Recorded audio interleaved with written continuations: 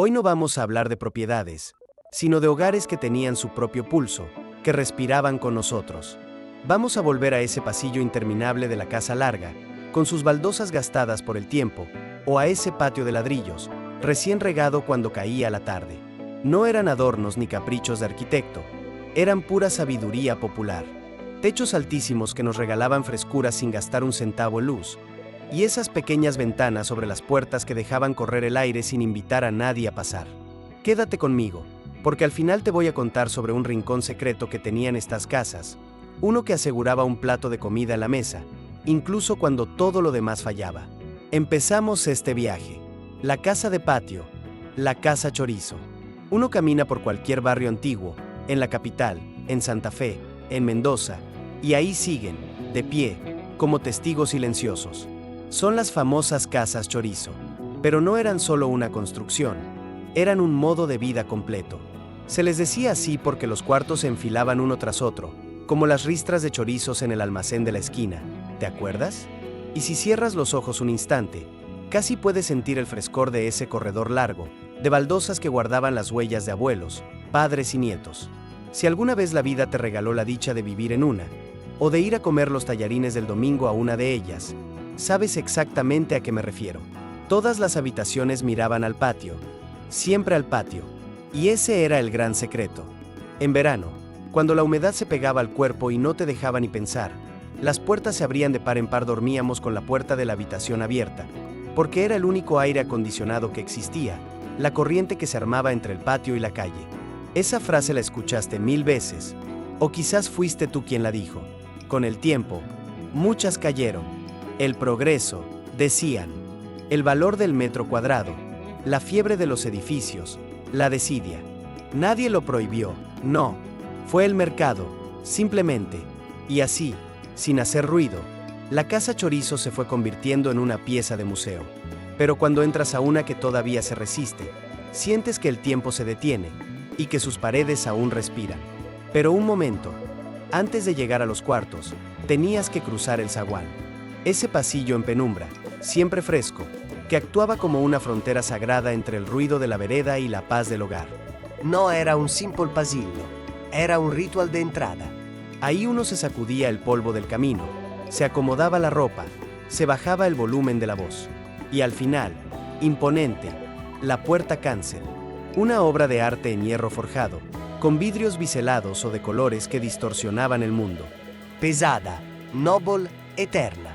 ¡Qué maravilla eran esas puertas! Pero su ingenio iba más allá. El sodero no entraba hasta la cocina. El cartero tampoco. Se abría apenas la cancel, se recibía el sifón de vidrio o la carta doblada, y la intimidad de la familia quedaba a salvo. Era un código no escrito. Si te invitaban a pasar más allá de la cancel, ya eras de la casa. Hoy la puerta de calle da directo al comedor.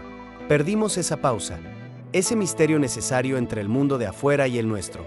Y si alguna vez anduviste descalzo sobre uno de estos pisos, sabes de lo que te estoy hablando. El piso de cedro misionero, o de pinotea, crujía. No porque estuviera viejo, crujía porque estaba vivo, porque era noble. Esas tablas largas, de un color rojizo profundo, llegaban en los barcos y brillaban como la miel bajo el sol. ¿Recuerdas ese sonido tan particular al caminar? No era una falla, era ingeniería pura adaptada a nuestro clima. Debajo de esos tablones había un espacio vacío, una cámara de aire que impedía que la tremenda humedad de nuestra tierra te pudriera las vigas y la vida. Gracias a ese hueco, el piso nunca estaba congelado en invierno, ni quemaba en verano. Era tecnología de la buena, sin un solo enchufe. Mantenerlos era un trabajo enorme, sí, pero se hacía con orgullo. Se pasaba cera en pasta, de esa que venía en lata, y después se lustraba con un paño en los pies, hasta sacarle brillo. Luego llegaron el parqué industrial y la cerámica, más baratos, más fáciles de limpiar, sin tanto cuento. Pero ninguna cerámica te avisa con un crujido que alguien anda caminando de noche por la casa. Ese sonido era el corazón del hogar. Si este recuerdo del piso de madera te trajo una imagen de golpe, te invito a que te suscribas a Secretos de nuestra época. Así podemos seguir recorriendo juntos estos lugares que guardan nuestra historia. Ahora, levantemos la mirada. ¿Ves esos techos? Hoy vivimos apretados en cajas de zapatos, donde si estiras los brazos casi tocas el cielo raso. Pero antes, las casas tenían techos de bovedilla. Esos arcos perfectos hechos de ladrillo, uno al lado del otro, sostenidos por vigas de hierro macizo que parecían rieles de tren. Eran techos altísimos, de 4 metros, a veces más. No era una cuestión de lujo, era pura inteligencia. Esa altura descomunal permitía que todo el calor del día subiera y se quedara allá arriba. Abajo, donde transcurría la vida, el ambiente se mantenía fresco, sin aire acondicionado, sin el zumbido de un ventilador. Era arquitectura bioclimática, mucho antes de que se inventara esa palabra tan moderna. Esas vigas de hierro, quizás un poco oxidadas por fuera pero indestructibles por dentro, aguantaron el peso de varias generaciones sin una sola queja. Después, la construcción en serie nos bajó los techos a la altura reglamentaria, más rápido, más barato, más pisos por edificio. Pero perdimos el aire, y también perdimos un poco del silencio. Si la madera noble era para los dormitorios, el resto de la casa era un lienzo de mosaicos calcáreos. Esos pisos son parte de nuestro ADN.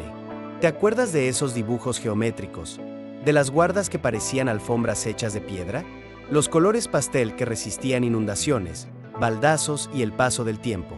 Cada casa tenía su propio diseño.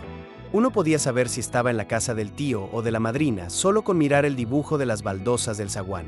Se hacían a mano, uno por uno, prensados en frío. Eran eternos. Cuando en los 70 se pusieron de moda los cerámicos esmaltados, brillantes e industriales, el mosaico empezó a ser visto como algo viejo, anticuado. Muchos los taparon con alfombras, otros los picaron sin piedad para poner algo moderno. Pero se llevaron un pedazo del alma de la casa. Era un material que envejecía contigo, que se gastaba donde más caminabas, pero nunca perdía su dignidad. ¿Lo recuerdas? Ese frío del mosaico bajo la planta del pie por la mañana. Eso no se olvida jamás. El patio no siempre tenía césped. La mayoría de las veces, era un gran cuadrado de baldosas color ladrillo o de ese amarillo pálido, color hueso.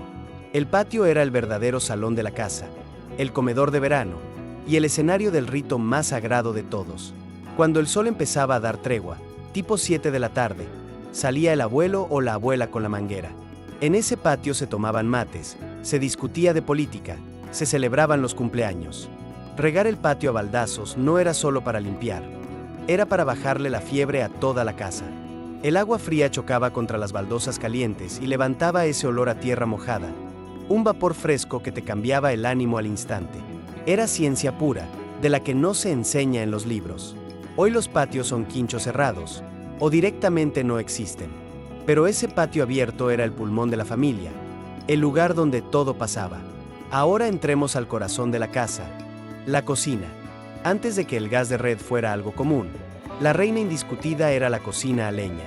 Una mole de hierro fundido, negra, imponente, que funcionaba con leña o carbón. No solo hacía los guisos más espectaculares que hayas probado en tu vida, sino que era la calefacción central de toda la casa. En invierno, el lugar más disputado era el banquito de madera que se ponía a su lado. Y muy cerca, siempre había una pequeña puerta misteriosa, el bajo escalera o el sótano. Ese era el reino de la abundancia y la previsión. Allí se guardaban las bolsas de carbón o los frascos de conservas. Duraznos en almíbar del verano, pimientos en aceite, dulces caseros. Era la despensa que nos salvaba. Si había una tormenta de 3 días o una crisis económica, no importaba. El bajo escalera garantizaba que en esa casa nadie se fuera a dormir con la panza vacía. Era la seguridad de saber que, pasara lo que pasara, siempre habría un plato de comida caliente. La persiana de madera, la de enrollar, era la identidad de todo un barrio. Se subía con una cinta ancha y un esfuerzo considerable, y hacía ese ruido tan característico, tac, tac, tac, hasta llegar arriba. Lo maravilloso de estas persianas era su control de la luz. Podías dejarlas a medio subir, con las tablitas apenas abiertas, para que entrara una brisa pero no el solazo del mediodía.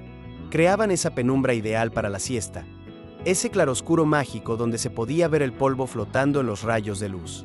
Y no nos olvidemos de las banderolas, esas ventanitas altas, arriba de las puertas, que se abrían empujando una varilla de metal.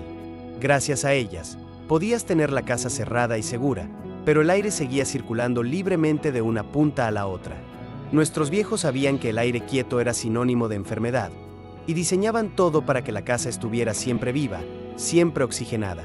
En las casas más antiguas, en los barrios coloniales o en los pueblos del interior, el aljibe era el corazón del patio.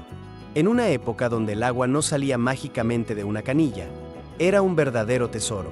Ese brocal de mármol o de hierro forjado, con su balde de zinc colgado de una soga gruesa, recolectaba el agua de lluvia y la mantenía fresca y pura. Con la llegada del agua corriente, el aljibe perdió su función y se convirtió en un adorno, en una maceta gigante donde las abuelas plantaban sus geranios. Pero su sola presencia nos recordaba un tiempo donde cada gota contaba, donde el agua era un regalo del cielo. Ver un aljibe hoy es como encontrar un fósil en nuestro propio patio.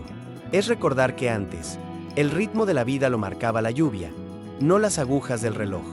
Si te emocionó imaginar ese patio con su aljibe como centro del universo familiar, suscríbete, porque en Secretos de nuestra época seguimos buscando esas joyas que el tiempo casi nos arrebata.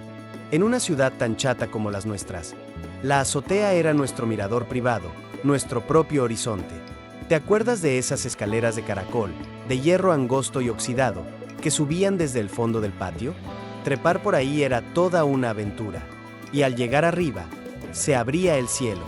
La azotea era el lugar para colgar las sábanas blancas, que bailaban al viento como fantasmas felices. Pero, sobre todo, era el refugio en las noches insoportables de enero.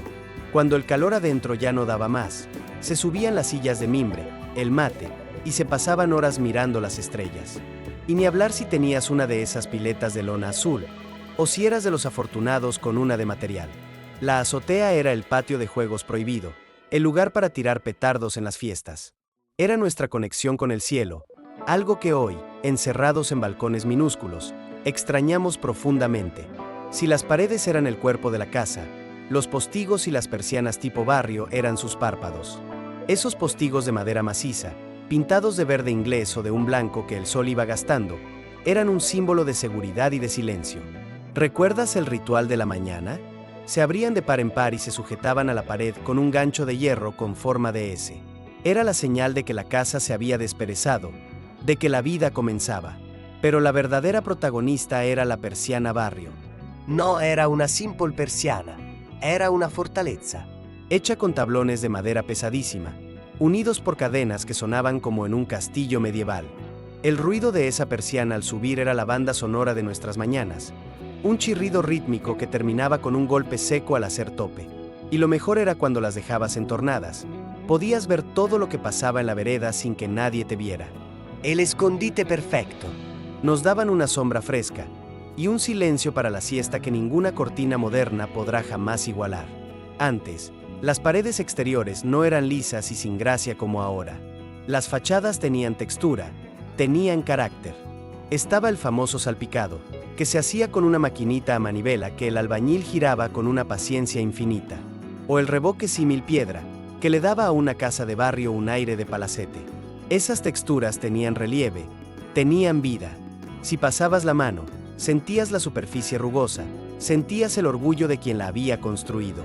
Eran fachadas que soportaban el sol y la lluvia durante décadas sin perder su elegancia.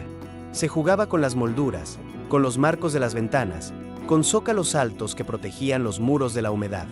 Hoy, todo es plano, liso, anónimo, pero aquellas fachadas guardaban las sombras de los árboles y envejecían con una dignidad que te invitaba a detenerte y simplemente admirarlas. Eran casas que, incluso en silencio, te contaban la historia de una familia. Las casas de antes no eran perfectas, no, pero estaban hechas para durar una eternidad. Y en cada mosaico, en cada viga de hierro, en cada persiana pesada, todavía late el corazón de una argentina que se tomaba el tiempo para hacer las cosas bien. Y ahora te pregunto a ti, si te gustó este viaje, no dejes de suscribirte a Secretos de nuestra época, para que no perdamos nunca estas memorias. Y contéstame esto en los comentarios, de todos estos recuerdos, ¿cuál es el olor o el sonido de esa casa que más extrañas? Te leo con mucha atención.